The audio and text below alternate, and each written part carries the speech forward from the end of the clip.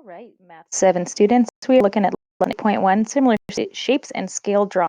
We're going to jump right into the explore activity, walk through an example, and then do a couple other explore activities and problems together. So maybe just the examples together. We'll see.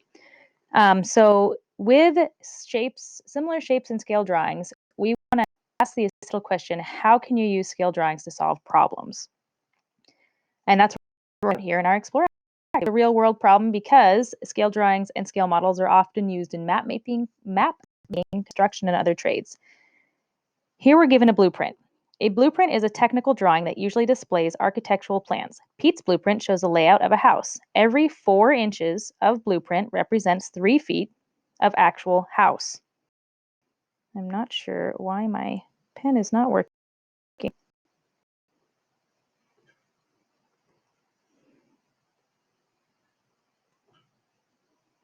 Aren't you working, pen? All right, now it seems to be working. Every 4 inches of the blueprint represents 3 feet of the actual house, and now it's not.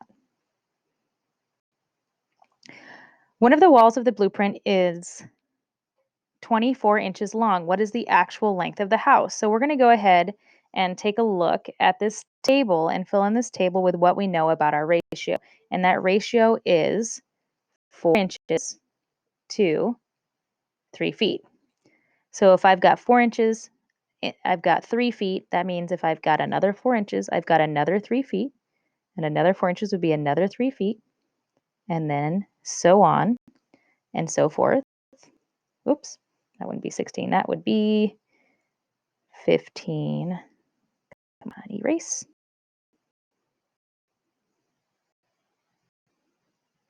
And this would be 18.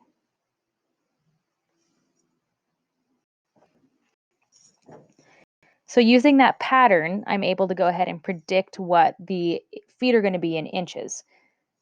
So in Pete's blueprint, the length of one side wall is 16 inches. We're going to find the actual length of the wall.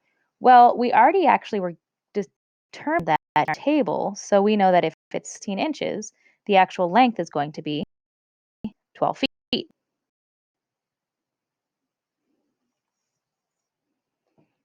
Let's go ahead and scroll down here and see what else it's asking us to figure out. The back wall of the house is 33 feet long. What is the length of the back wall in the blueprint? So there's a couple things that you could do here. You could continue this pattern on using the table, or you could use our proportional reasoning and our ratio here and determine what that length is going to be. So let's go ahead and try that because that's going to play into what we're doing later. So if we've got a 4 inches to 3 foot row, we want to determine what the length in inches would be if it's 33 feet long. So we can do a couple things, or we can kind of predict that what 3 times what is 33, and then use that same factor there to 4 times that, figure out what the number of inches would be. Or we can use cross multiplying and say that we've got 4 times 33 equals 3 times x. And come on here, 4 times 33, 132, I think, but let's go ahead and chat here. 4 times 3, 132. That is equal to 3x. A little bit of lag here on my pen. And figure out the value of this. So I'm going to divide by 3. And I end up with x equals 44. And if I was to plug that in my original ratio, that would make sense because 3 times 11 is 33, 4 times 11 is 44. So this is telling me that wall of the blueprint measuring inches would be 44 inches. And so then we're going to go ahead and check for reasonability. And how do we know the answer to number 2 is reasonable? Well, we kind of just did that. We did a cross multiply to actually determine that number, although you could absolutely have continued the table on and on and on until you got to the number 44 inches. We also know that it's reasonable because we set up our proportion, and we'll just double check that here. So if I set it up as 4 inches equal to 3 feet, I want to check that makes sense. At 44, it should be equal to 30, right? Well, this times 11 is true, and this times 11 is true. It does seem reasonable. I can also think about it in reference to this table. Would it be going up the right predictable pattern? So there's a couple of different ways you can check for it to be reasonable, and you can write that down here. However you'd like to write that down here in number 3. All right, let's go ahead. I'm going to clear this screen. If you need to take a break before you move on to the next one, you can do that. Pause the video if you want. And then we're going to look at the next page. Let's go ahead and it's got a definition, and then it's got an example we're going to walk through together. So using scale drawings to find area. Do you guys remember having area? Area equals length times width, or height, depending on how you were taught. A scale drawing is a proportional two-dimensional drawing of an object. Scale drawings can represent objects that are smaller or larger than the actual object. A scale ratio is a set of two measurements. It shows how dimensions in scale drawings are related to the actual object. So scales are used to show separate numbers by a colon, such as 1 to 20 or 1 centimeters to 1 meter. Scales can be shown in the same unit or different unit. You can solve scale drawing problems using proportional reasoning. And so that's what we do, and that's why there is ratios and equivalent fractions as some of the prerequisite skills for this lesson and this module. Quick side note, if you are using the online textbook, you should be able to link to a video through an example just this, in addition to what we're doing here. So let's take a look at example 1. I was planning to paint a mural on an outside wall. This figure is a scale drawing of the wall. What is the area of the actual wall? And remember, we're going to need that area formula to determine what area is. So for area, though, we have to actually figure out what the actual length is in feet, right? So we've got our ratio, and it's kind of tucked away here in the corner, but we've got it. They gave it to us, where 2 inches is equal to 3 feet. And so they set up their ratio here of 2 inches to 3 feet. And what they're asking you to do first is to figure out what it would be represented by 1 inch of the drawing. So they're simplifying that ratio down to 1 inch and determining that 1 inch is equal to 1.5 feet in real life. So they just simplified that ratio down. Now, and that's just down here. That is an option. You can do that, and they did that, and we're going to walk through those steps doing that. But when we get towards the end here, you'll see that that isn't necessarily a step that you need to take. So to find the height of the actual wall, labeled 11 inches in the drawing. So they're going to set up their proportion, and they have their 1 inch equals 1.5 feet. They know that that's 11 inches. They're trying to determine what the actual height is in feet. So, okay, 1 to 11 is times 11. So 1.5 times 11 is going to give us of 16, and so the height of the actual wall labeled 11 inches is 16.5 feet. That's one of our new dimensions. Find the length of the actual labeled 28 inches. That's the long side there. So they took their ratio again, 1 inch to 1.5 feet.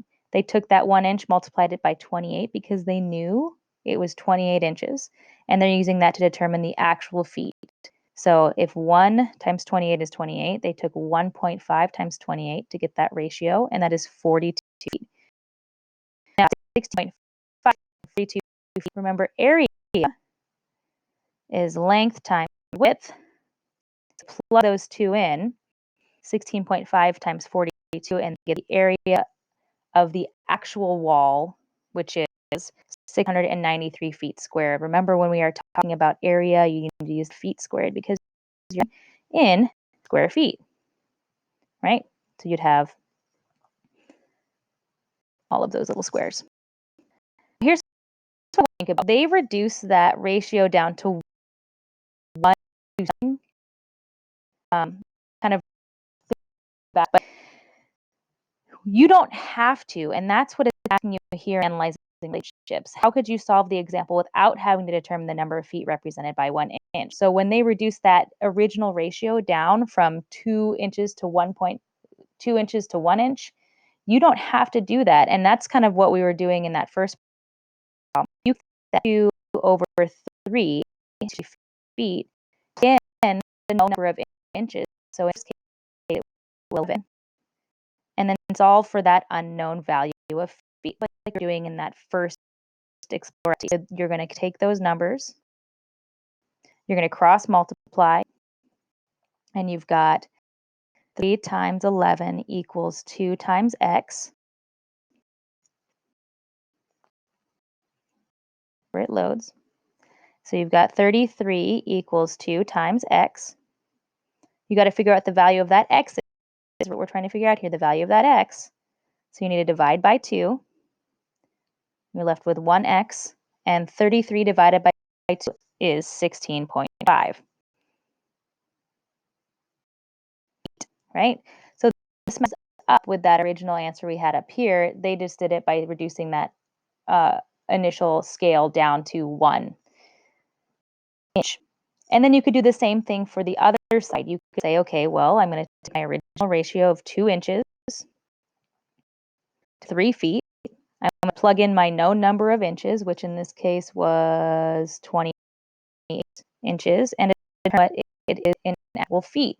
So same thing, that's my unknown, that feet value. I'm going to cross multiply. So we've got 3 times 8 equals 2 times x, whenever that decides to load for you guys. And 328 is 84. I ran out of room. That was poor planning. 84 equals 2x. So now I'm going to divide by 2. Find the value of just 1x. 84 divided by 2, guess what? It's 42. So 42 feet is what we also got for that longer wall.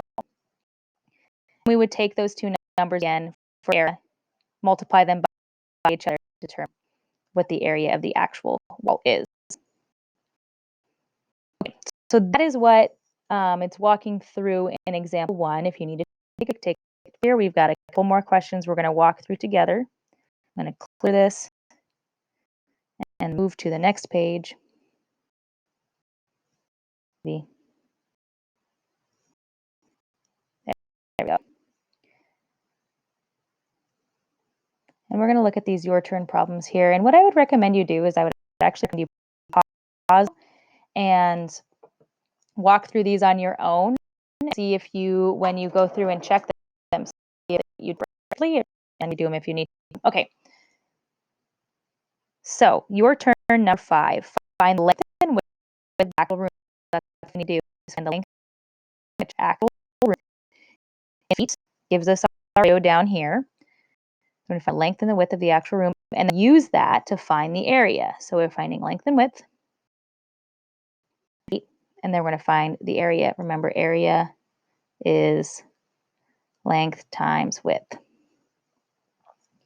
Round your answers to the nearest tenth. Okay, so we're going to be getting some decimal values here. So I'm going to set up my ratio. I've got 3 inches, 8 feet, and it's equal to, I'm going to use this 5 here first, 5 inches, and I'm trying to determine what that is in feet. So I'm going to take my ratios, I'm going to cross multiply. I've got 5 times 8, or 8 times 5 equals 3 times x. 8 times 5 is 40, equals 3x. Divide by 3 to figure out what the value is of that 1x, and end up with 13.3 repeating equals x. So x number of feet. Now I'm on to the nearest tenth, so that's 13.3 feet. So I've got, I'll just erase that to make some space. I know now that 5 inches equals 13.3. So the same thing for my other dimensions. I'm going to set up my 3 inches to 8 feet. I'm going to equal 6.5 inches to our unknown. Come on, 5. And then I'm going to cross multiply. So I've got 8 times 6.5 equals 3 times x. And I think it's like 48 something. So it's 48 something, 49 something. I don't know, maybe 52. So let's just figure it out. 8 times 6.5 is 52 equals 3 times x. And so again, to figure out the value of that 1x, I'm going to divide by 3. And I end with 17.3 repeating equals x. Again, I'm going to round that to the nearest tenth. So I've determined now that 6.5 inches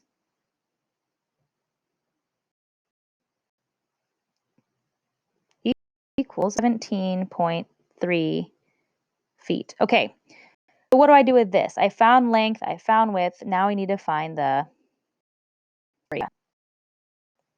So area is length times width. So I'm going to take those numbers, 13.3. Oh, I'm going to clear some space here. Let's pause while I do that. So I'm going to take my length and width. I'm going to multiply them by each other. So I've got 13.3 times 17.3, if that ever shows up on the screen.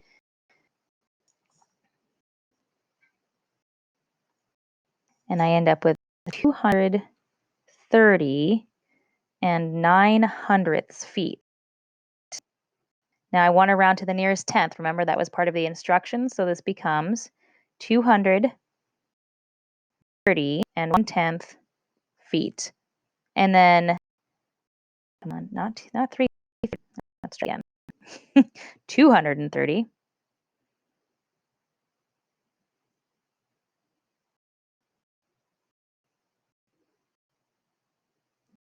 There's quite the delay on this, guys. Come on, pen. 230 and 1/10 feet. But here I'm talking about area squared. 230 feet squared. Put that in here. 230 and 1/10 feet squared. All right. Let's take a look at your turn number 6. Drawing plan for its video is a rectangle that is 13.2 inches by 6 inches. The scale of is 3 inches by 5 feet. Find the length and width of the actual and find the area of the actual studio. So this is almost the exact same here. We're going to do a little quick drawing for it. And then at the bottom of those steps, I think I'm just going to give you guys the solution, and you can let me know if you weren't able to figure that out. So we've got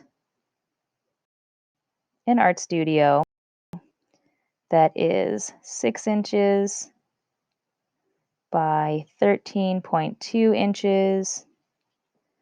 And you need to determine what the area is. Ratio is 3 inches to 5. Setting those ratios, right? Of 3/5 to, for example, over x, right? And then do the same with that 13.5. And then again, find the area. Go ahead and just pause this here and those answers in for you. And you can determine if you did that correctly by seeing if you got those same solutions. All right, so just real quick here, the scale ratio that you should have ended up with was 6 inches ends up being 10 feet, 13.2 inches ends up being 22 feet, and then to find the area, 10 times 22, you end up with a total area of 220 feet squared or square feet. All right, let's go ahead and clear some of this work is move down this piece that we're going to do together. Drawing different scales.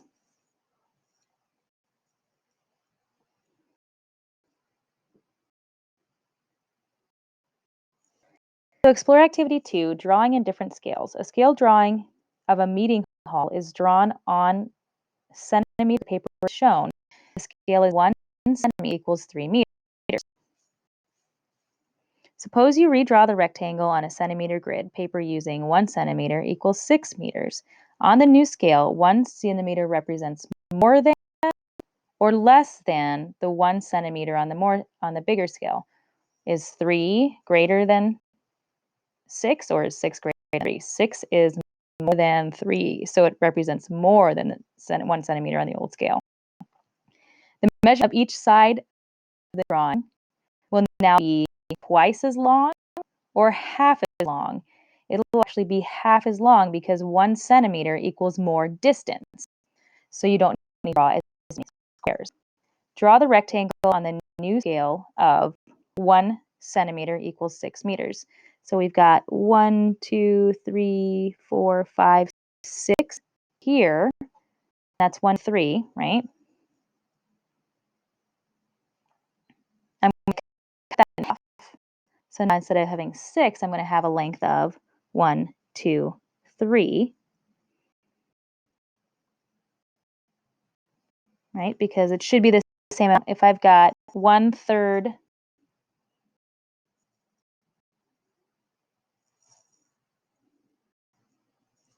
if I've got 1/3, right, I'm going to need to equal, so what did I have here? Okay, let's start over.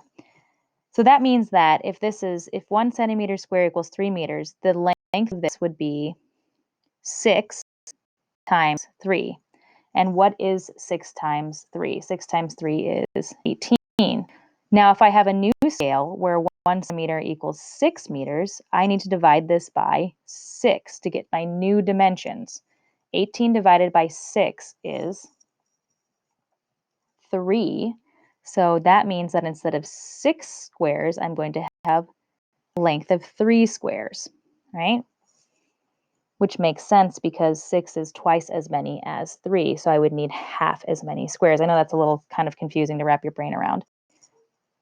So let's do it with this side. I've got how many squares on this side here? 1, 2, 3, 4, 5, 6, 7, 8. So I've got 8 times 3, and 8 times 3 equals 24.